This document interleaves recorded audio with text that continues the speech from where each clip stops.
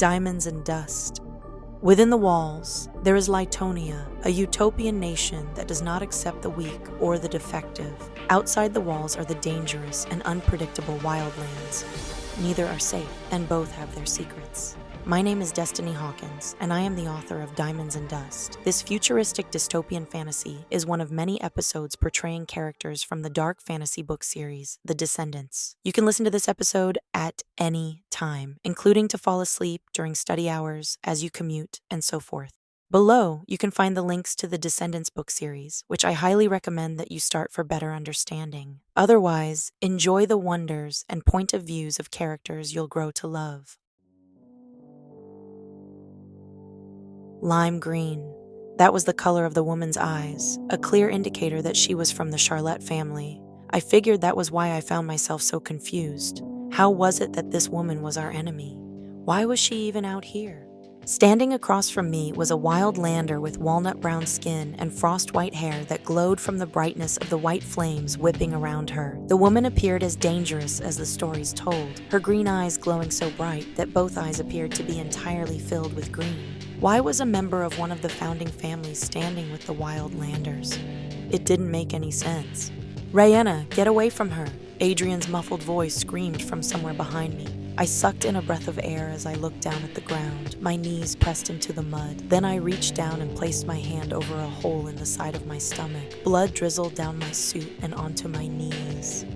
I inhaled a trembling breath as I glared up at the woman, the traitor. They called her Emerald, the freedom wilder. Emerald was a Vex bright nearing her middle age, but by far the strongest lighter I had ever fought. If I'd known that it was her village that we were tracking, I would have directed my team somewhere else. This wasn't a fight that we were ready for, not on our first deployment as collectors. Rumors of Emerald and her fight against the collectors had been spreading all throughout the Lytonian military. Things had gotten so bad that we were ordered to report her location for the D7 to handle things. I clenched my teeth and focused my energy on healing the stab wound bleeding out from my side. Nothing vital was hit, but the wound was deep, Emerald's glistening daggers dripping with my blood. Emerald looked from left to right, her frown deepening at the sight of her burning village. I quickly stepped up one foot and prepared to release a flurry of power balls, but Emerald was quick and turned back to me just as she flashed forward and wrapped her free hand around my throat. "You people never learn," Emerald roared, the light in her eyes brightening the dark shadows around her face, her hair hanging over her cheeks. The sight of her fury directed towards me frightened me still, like I was a child again. "This will come back on you." Emerald's grip was tight as she glared down at me, her teeth bared. Gathering my senses, I grabbed at her wrist with my right hand and formed a dagger of my own in my left. Already reading my movements, Emerald jammed her dagger into my bicep, stopping me from stabbing her wrist. I grunted loudly, the sound cut short as Emerald tightened her grip around my neck. "Don't you see what you're doing, girl?" Emerald growled through clenched teeth. "Stop spreading your disease." My heart raced, the consideration of death finally settling. Tears built up in the corners of my eyes. I feared death, but I wasn't sure about what I was leaving behind. This world, I wasn't happy in it. I didn't entirely feel much of anything. "You all are broken," Emerald spat, her eyes glossing with tears. "You are all monsters, bred to kill." Her words hit a nerve. I wasn't a monster, I was just following. "Let her go!" Angela's voice boomed before royal blue balls of fire exploded into the earth around me. Emerald growled and jumped back, evading Angela's attack. I thought that Angela would continue fighting, but she stopped at my side and crouched down to grab my arm. "We need to retreat," I heard Adrian yell as he grabbed my other side. I cried out, my right leg clearly broken as I crumbled forward, unable to walk. Two other members of our squad, Sloan and Falkland, torpedoed past us, flames ejecting from the bottoms of their feet. "No," I grunted. "She's too strong." "They're just distracting her," Adrian reassured. "Let me take her." Angela looked at me for quick reassurance before letting me go into Adrian's arms. Adrian pulled me close and cradled me in his arms before taking off into a sprint towards the shelter of the woods. Because he was a dim, he couldn't get by using flames to propel him forward or hyperspeed to get to safety. That meant carrying me and running as fast as he could on his strength alone. The other option would completely drain him. There weren't too many villagers fighting back, but there were two more to avoid. It was a younger man, also from the Charlotte family, and likely Emerald's son. The other to avoid, I believed, was his wife. "We'll be all right, don't worry," Adrian reassured. With With my head leaning against his chest, I could feel his heart thumping against my temple. It was a familiar comfort, and for a moment I almost allowed myself to sink into him. But then I remembered that we couldn't do that anymore. Adrian and I could never be that close again. Snapping back to reality, I forced all my energy down to my leg. My stab wound finally healed. Once I could get back on my feet, I wouldn't need him to protect me anymore, and we wouldn't be in such a bad position. I could feel Adrian's grip around my body grow tighter, his protectiveness more of a reaction when a villager with bright green eyes and dark brown skin appeared in our path. His eyes weren't exactly like emeralds, but green enough for us to see that he was also a member of the Charlotte family. Without thinking twice about it, I quickly raised my palm to face him and released royal blue power balls back to back. There were so many of them that we could barely see through the cluster, and once I thought that he was finally down, I stopped to find him and one other standing behind two large blue shields. Adrian tensed, unable to fight them and hold me at the same time. Clenching my teeth, I painfully forced my energy to work faster, my knee snapping back into place with a snap that temporarily numbed my leg. Panting, I let go of Adrian and stood beside him. I summoned my inner armor, forming it over my body like a second suit, just as Adrian summoned a machine gun to his hands. We were both dims as well, and would be an equal match had I not depleted most of my energy against Emerald. "I can take them, you go," Adrian said, crouching low. I frowned, observing his beaten condition. "No, we escape. We aren't prepared for this kind of fight." Adrian grimaced, his prideful side peeking through, the side we agreed he wouldn't reveal in battle. We needed to think smart if we wanted to live through tomorrow. "You need to get away," he panted. "And you need to follow orders," I snapped. "We retreat. Backup should be here soon." Adrian's frown deepened. I could feel his tension, but this was a fight to be handled by a team greater than ours. Adrian began shooting in their direction, forcing them to stay hidden behind their shields. Wildlanders weren't accustomed to using our kind of weaponry, so we had the upper hand. It was their wild fighting styles that we had trouble keeping up with. The ferocity of their attacks and willingness to move in close was something we weren't prepared for. Adrian and I sprinted diagonally towards the wooded area. He continued to shoot until something flickering in the light flipped through the air and landed in his shoulder. He groaned something that sounded more like a roar before yanking the blade from his flesh. Since it didn't disappear in his hands, the knife had to be thrown by a bright. Dims used their energy to create weapons, just as the Elims when they summoned lightning, water, and fire. Solid weaponry was typically used by brights. Glancing back at Adrian, I saw with just a look that he was okay to keep moving. A mere flesh wound wasn't enough to stop him.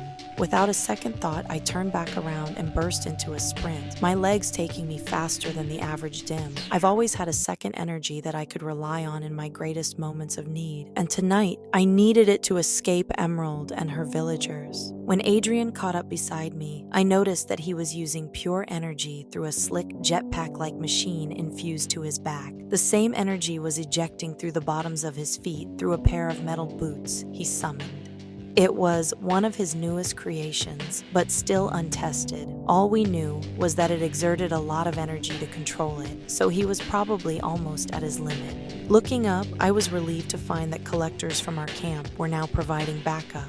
As we were headed into the safety of the woods, they were rushing out to capture the remaining live villagers. I just hoped they knew what they were getting themselves into. Emerald's power was that of a Charlotte and more.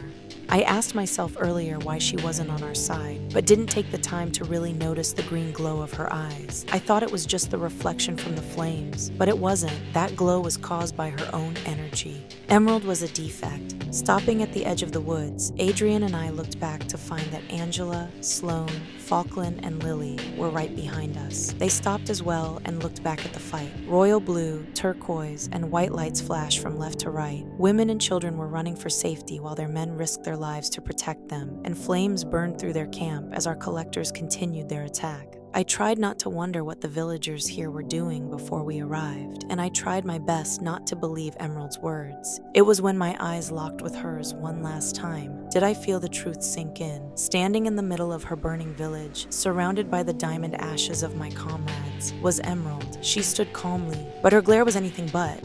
Her green eyes blazed with hate as she watched me, but I could see that it wasn't because she was some wild savage. Deep down, I knew exactly what she felt and the fury that those feelings could bring out of someone. I knew what it was like to have your entire family taken away. I knew deep down that we weren't the good guys. The next couple of days had quickly passed. Adrian still needed a few days for his wound to fully heal, but the others were all right. After our debriefing, our squad was ordered to go back with the truck and guard our new Lytonian citizens as they sat like caged animals against the bars. Each of them was collared, nullifying their energy, destroying any hopes of escaping. There was an empty pain that came with sitting inside of one of those cages. I could vaguely picture it, but I remembered the emptiness, the fear, and the loneliness of being yanked away from my family and thrown into one. Everything about my world had changed in the most frightening way. I tried not to look at any of their faces as I walked beside them. We had been assigned back to guard duty because it was apparent that we weren't yet ready to hunt as our own squad. The war between Lytonians and Wildlanders was heating up quick, and they needed levels 15 and up to be at the front lines. Looking around at the others walking ahead, I found myself relieved to find them strong and healthy. Back in the academy, they each had become my new family. I could have graduated early, but declined my early release so that I would graduate with them. Because we graduated together, and we already had formed a team, we requested to become a collector squad where we were then tested in our abilities. Once we were granted our request, we had officially become a family.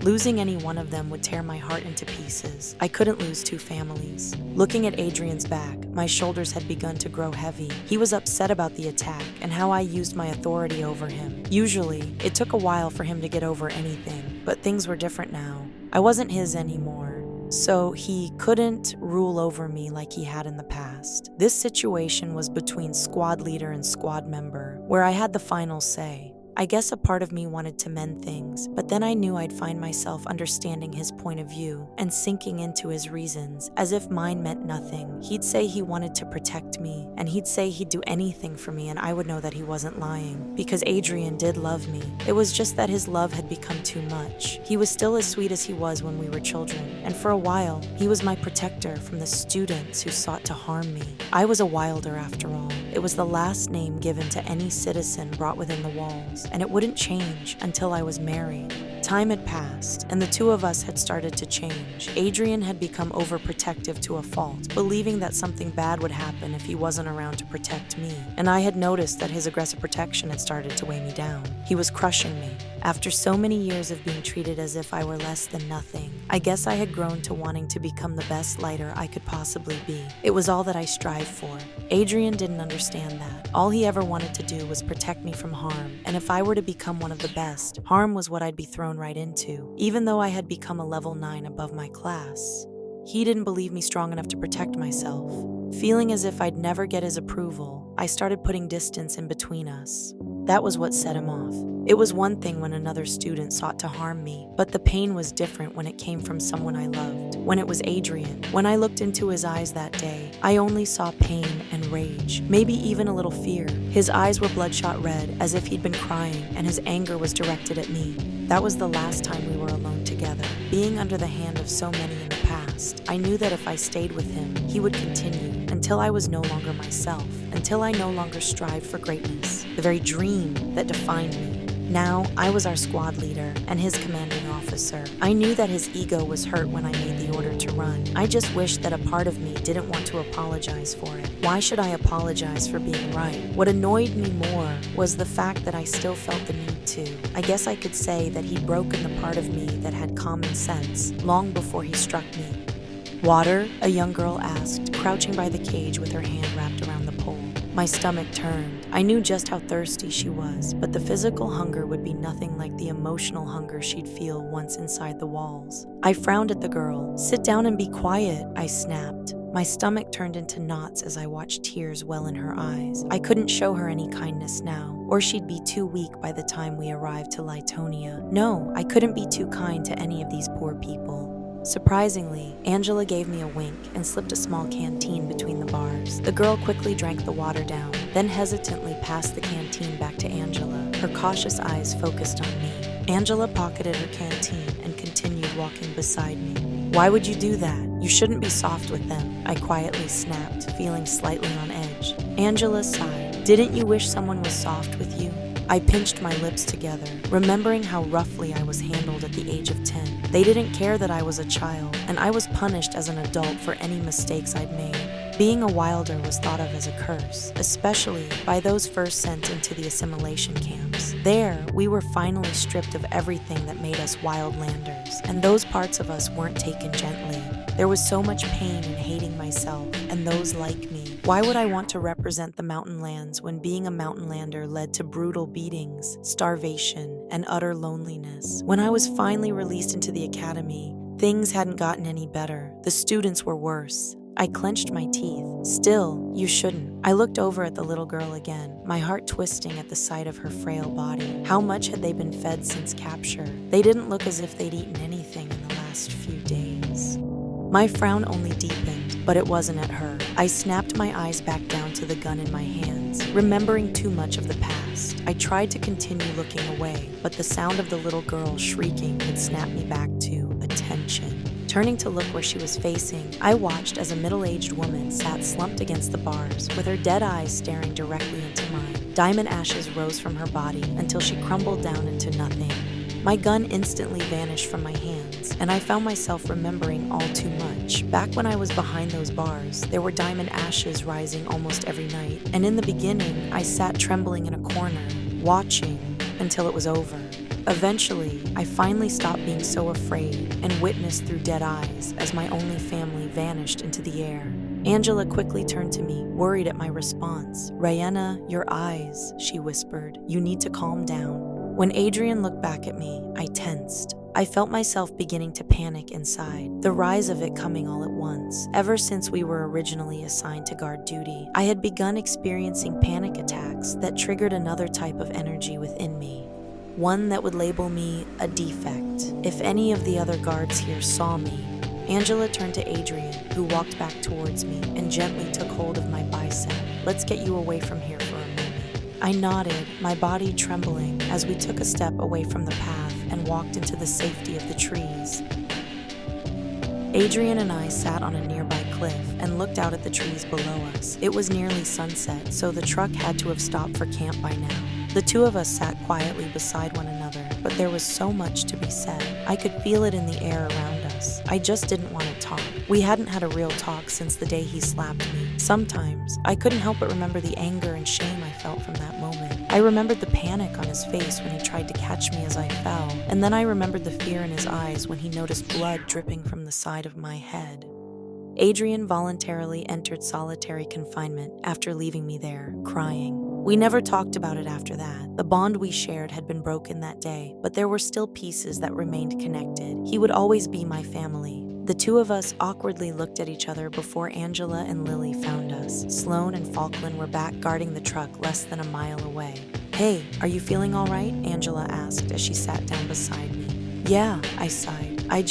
My voice trailed off at the thought of the old woman. "We know," she said, resting her hand atop of mine. The comfort of her touch brought a small bit of relief. As a sister to me, she always knew how to make me feel safe. It was hard to believe that someone as strong as her saw me as an equal. When enrolled, Angela and all the others were the few that didn't treat me as if I was some disgusting savage. Lily sat back on her hands beside me and stared out at the forest lands below, her blue eyes glistening under the orange sun. "Do you guys ever wonder about the wilder life?" she asked, her thoughts seeming far away from here. "Ever think our lives could be different?" "That's traitorous talk, Lily," I replied, attempting at being stern. Lily gave me the side eye with a raised brow, then cracked a smile. Between Angela and me, she was the most free-spirited one. She had her own mind, her own opinions, and her own dreams. The wild lands would have been perfect for her. I almost cracked a smile. "They could be," I sighed, "but they aren't. Besides, living in the wild could still result in living in Lytonia. Already being born of the Lytonian nation, that's a blessing." Staring out at the mountain silhouettes just outside the forests, a pain swelled in my chest. Nothing good could come from being a wildlander. I balled my fist under Angela's hand with a deepening frown.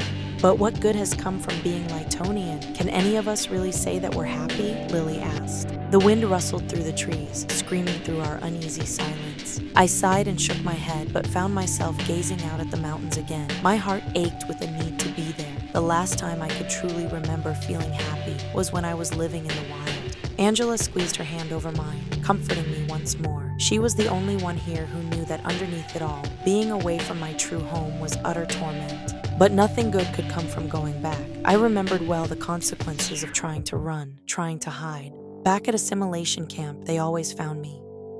When the sun had completely set, we finally decided to head back to the truck for the night. The four of us were practically dragging our feet, none of us liking guard duty for our own reasons. It was when we heard a loud explosion just up ahead that we started moving with more intent. Angela gave me one look before jumping into the air and raising her knees to her chest. Quickly kicking her legs back, she ejected large royal blue flames from her heels and torpedoed ahead. Lily kicked into her bright speed and sprinted forward. Adrian and I were in a sprint behind them, my metal shield sliding over my arms and legs, then up my neck, finally covering the rest of my face. Adrian's basic cuffs, shoulder band, razor blade calf, and shoulder shields had manifested, his turquoise blue energy bright. "Go!" Adrian yelled. Uneasy about leaving him behind, I clenched my teeth and sped ahead, the speed in my legs picking up to that of a Bright's. I could feel the golden light in my eyes flickering, but pushed my secondary energy deep into my gut, locking it away. I could only trust my squad with my secret, as anyone else would report me immediately.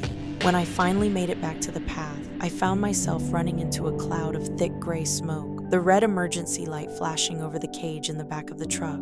Covering my nostrils, I rushed over to the cage to find it emptied. Panicking, I wondered why it was suddenly so quiet. Where were the other guards? Where was my team? I imagined their bodies disintegrating into ashes and sparkling away into the moonlight, my worst fear possibly becoming reality. Clenching my teeth, I couldn't call out in fear that whoever was out here would determine my location. If I couldn't see, then maybe they couldn't see me either.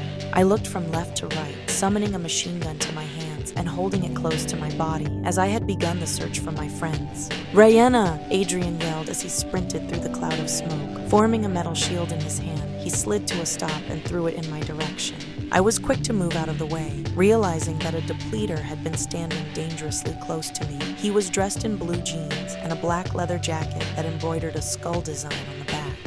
The depleter didn't bother moving and allowed himself to be impaled through the chest. He looked up at me through black eyes and smiled through bloody teeth. I pointed my gun at his head and quickly fired without a second thought. The depleter died instantly, but instead of fading into diamond ashes, black smoke had risen from his fallen body. Adrian quickly ran to my side, neither of us understanding what we were witnessing. The black smoke had risen a few inches taller than me, before solidifying back into the form of a young man. Only this time he was completely naked, his eyes filled with darkness, and his platinum blonde hair glowing in the moonlight.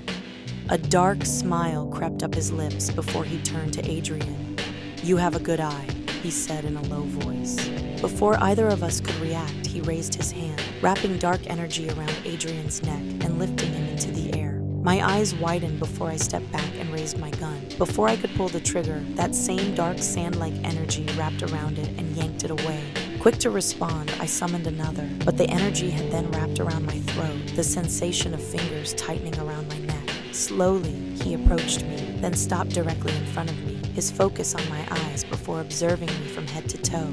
"You look like her," the man smiled again. "I wonder if you are her."